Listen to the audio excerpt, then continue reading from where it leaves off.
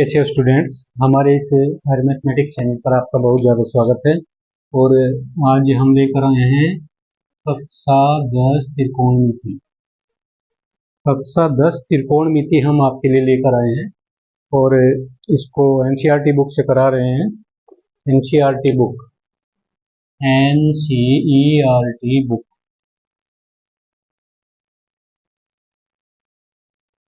Mathematics ये सब आप जानते होंगे ना, मैथ के लिए, ठीक है ना, मैथ के लिए ये सब है।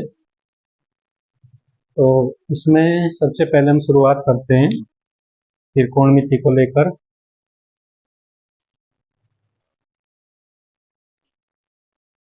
देखिएगा क्या है त्रिकोणमिति। सबसे पहले लिखते हैं हम त्रिकोणमिति। त्रिकोणमिति का क्या अर्थ होगा? त्रिकोणमिति, त्रिकोणमिति, ठीक है। अगर हम इसको अलग अलग इसका अर्थ बताएं, त्रि का मतलब तीन होगा, तीन। कोण का मतलब कोण होता है ना, और मिति का मतलब माप, यानी तीन कोणों की माप इसके अंदर की जाती है। तीन कोणों की माप इसके अंदर की जाती है। त्रिकोणमिति के अंदर तीन कोणों की माप, ठीक।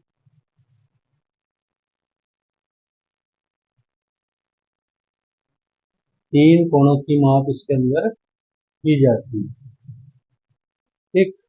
चलिए, इसमें एक समकोण त्रिभुज का प्रयोग करते हैं। समकोण त्रिभुज, ये समकोण त्रिभुज होगा, ये होगा, ठीक है। ये समकोण त्रिभुज है, इसको ए बोल दीजिएगा, इसको बी और इसको सी। ये कोण इसमें 90 डिग्री है, ठीक। ये इसमें कर्ण होगा और ये इसके अंदर लंब होगा और ये इसके अंदर आधार होगा, ठीक। तीन चीजें त्रिकोणमिति के अंदर समकोण में दिखाई देंगी। समकोण त्रिभुज के अंदर खड़ी हुई जो साइड होती है, ये इस कोण की बात करते हैं, इस कोण की। अगर सी की बात करते हैं तो सामने वाली जो भुजा होती है वो लंब का काम करेगी, और ये जो इससे जुड़ी है इस कोण से भुजा, ये इसके आधार का काम करेगी, ठीक है। इसी तरह अगर हम इस कोण की बात करें ए की, तो सामने वाली भुजा लंब का काम करेगी, यानी बी सी।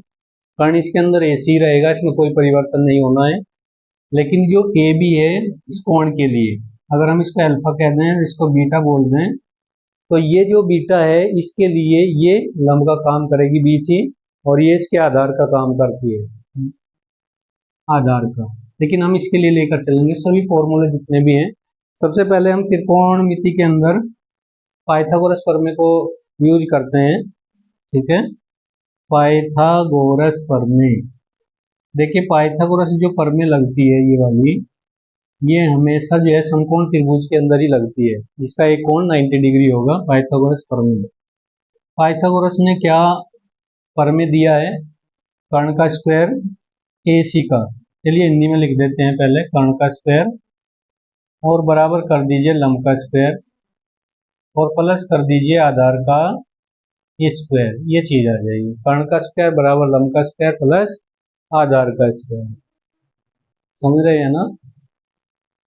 चलिए, कर्ण कितना है इसके अंदर? एसी है, एसी का हम होल स्क्वायर करेंगे, स्क्वायर कर देते हैं। लंब कितना है? ए बी, इसका वर्ग कर देते हैं, और प्लस में आधार है इसका बी सी, इसका भी होल स्क्वायर कर देते हैं। ये चीज आप समझ लीजिएगा, ठीक है।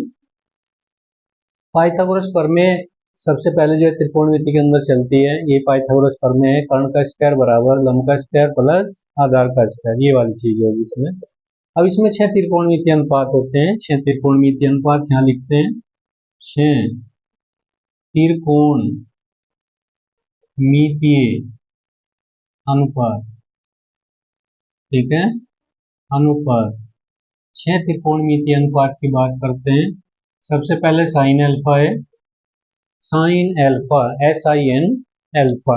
अल्फा की जगह कुछ भी आप रख सकते हैं, ये कोणों की बात हम कर रहे हैं, यहाँ पे कोणों की बात कर रहे हैं, ठीक है ना, हम केवल कोणों की बात कर रहे हैं।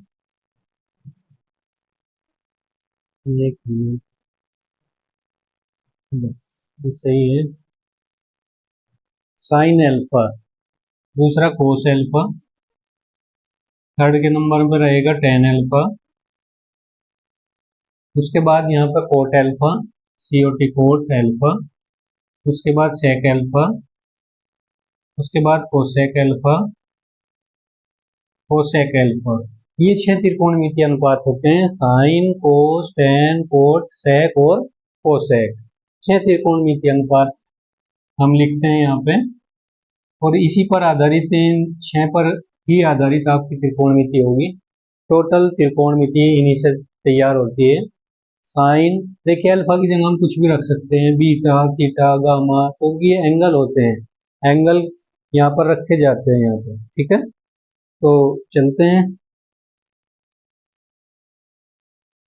कुछ फॉर्मूले होंगे इसके, सबको हटा।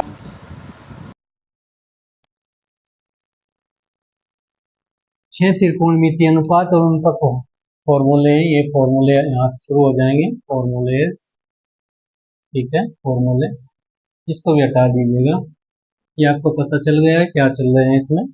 सबसे पहले साइन अल्फा की बात करेंगे। साइन अल्फा देखिए होगा लंब और बटे इसका कर्ण, ठीक है। लंब कितना इसका ए बी है और कर्ण इसका कितना है ए सी है, ठीक। Sine alpha A B by A C. Cos alpha, cos alpha आधार बटे कर्ण का काम करेगा।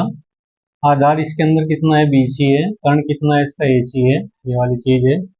टेन एल्फा ये आ जाएगा लंब बटे आधार, लंब बटे आधार। देखिए लंब कितना है इसका ए बी है और आधार कितना है इसका बी सी है, तो ए बी और बटे कर दीजिएगा ए बी बटे बी सी, ये वाली चीज आ जाएगी ए बी बटे बी सी।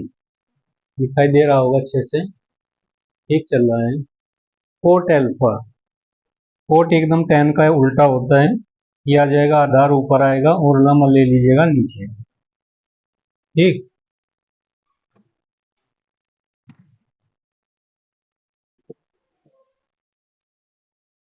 आधार इसके अंदर कितना आ जाएगा, आधार